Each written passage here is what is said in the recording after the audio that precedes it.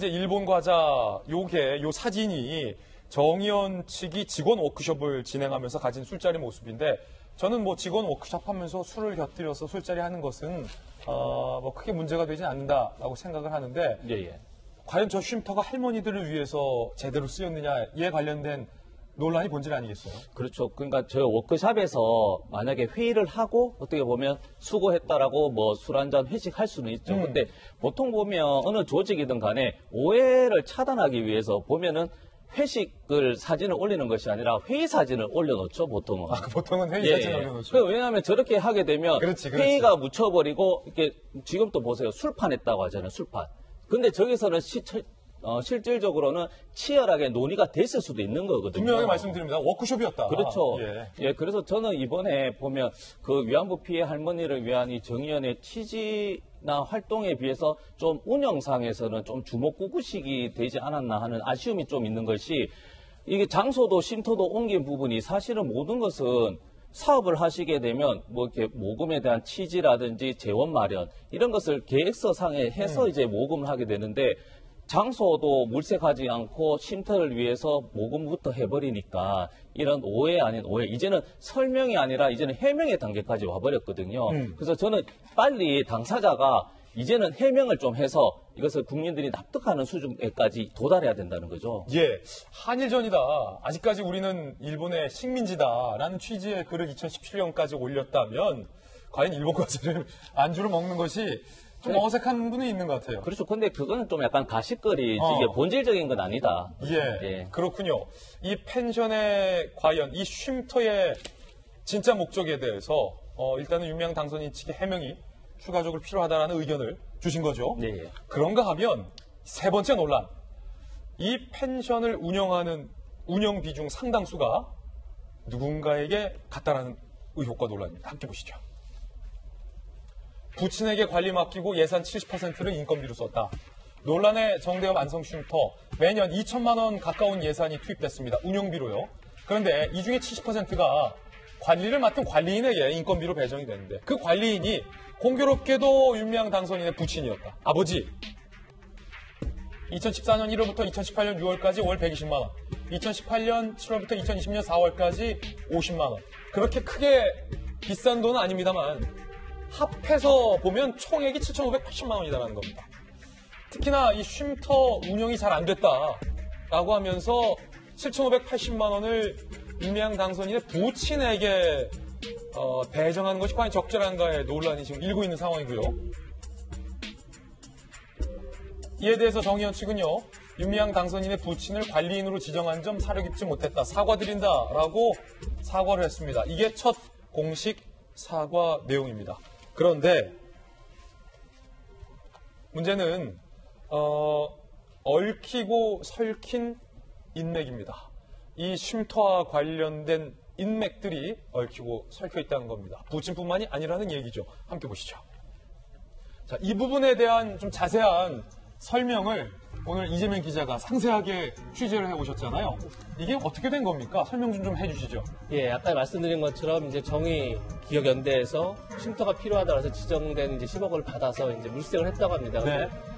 그 정의원 측의 해명은 17곳에 물색 후보지가 있었다고 해요. 뭐 강화도에도 있었고 용인에도 있었고, 근데 그 중에서 이제 현장을 쭉 보고 다 적절한 것이 안성이다. 그래서 안성을 매입했다는 건데 알고 봤더니 안성 그 쉼터를 매도하는데 중개해 준 게 지금 안성 이번에 당선자가 돼 총선에서 당선자가 된 이규민 당선자가 거기를 소개했다.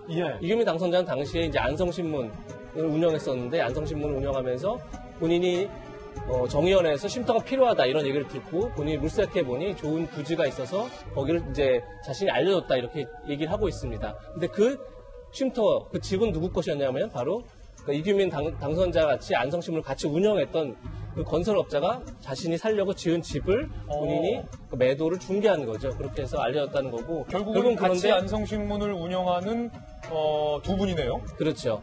그런데 이제 중요한 거는 이규민 당선자가 기본적으로 윤미향 그리고 윤미향 당선자 그리고 정의원 전 대표가 그리고 윤미향 당선자의 남편인 수원에서 한 지역 언론을 운영하고 있는 그 남편과도 다 운동을 하면서 다 알고 지낸 그런 사이였다는 겁니다. 그래서 같이 얘기해서 윤미향 당선자가 본인이 예전부터 알고 있던 이규민 당선자를 통해서 집을 소개받았고 그 집을 구매하는 과정에서 지금 논란이 되고 있는 것처럼 굉장히 막대한 시세보다 더 많은 돈을 주고 산 게 아니냐 이런 의혹을 받고 있는 거고 또 파는 과정 속에서 어허. 지금 또 한 번 그런 의혹이 제기되고 있는 상황입니다. 그렇군요. 결국은 아는 사람들끼리 끼리끼리 거래를 했다라는 부분에 대해서 이재명 기자가 정리를 해주셨는데 야당에서는 족벌 경영이다라는 얘기까지 나왔습니다. 들어보시죠. 윤미향 당선자가 후원금도 개인 계좌로 받고 공적 자산을 일가 재산처럼 이용한 건 횡령입니다. 공사구분 못한 NGO 족벌 경영입니다. 민주당은 회계 투명성 요구하는 이용수 할머니와 국민을 친일로 매도한 것 사과해야 합니다. 변함 변호사님, 지금 보니까 확실히 네. 같이 언론사를 운영하는 사람이 지은 집을 같이 운영하는 사람이 소개를 해주고 유명 당선인의 누구와 누가 알고 아는 사람들끼리네요. 그렇죠. 아는 사람이었다 하더라도 그것이 적정한 가격이었거나 아니면 위안부 피해자 할머님들이 정말 거기서 거주하셨거나 둘의 요건이 충족됐었다면 이 정도까지 문제는 안 됐었겠죠. 그런데 두 가지 요건을 모두 충족하지 못했었고 더구나 아는 사람들끼리 거래 관계가 되다 보니까 더 좀 이런 얘기가 많이 나오는 것 같습니다. 어제 오후에 추가로 나온 보도를 보게 되면은 사실 2012년 1월 1일 날 서울의 한 대형교회에서 서울 마포구 인근에다가 그 위안부 피해자 쉼터 그 건물을 사서 기증을 했었어요. 한 15억 정도를 주고 지하 1층, 지상 2층 부동산을 기증을 했었고 그 당시부터 시작해서 지금까지 거기는 위안부 피해자 할머님들이 현재 거주하고 계십니다. 한 분이. 네. 그러니까 사실 그러면 2012년도 이미 한 대형교회가 사줬으면은 2013년 이런 거래가 필요가 없었을 건데 필요했다라는 해명도 석연치가 않고요. 계속 꼬리에 꼬리를 물어 의혹이 드러나면서 도대체 왜 이런 식의 무리한 거래를 했었고 왜 아는 사람한테 그렇게 말도 안 되는 금액 거래를 했느냐. 거기에 대해서는 해명이 아니라 이제 수사가 필요한 상황이죠.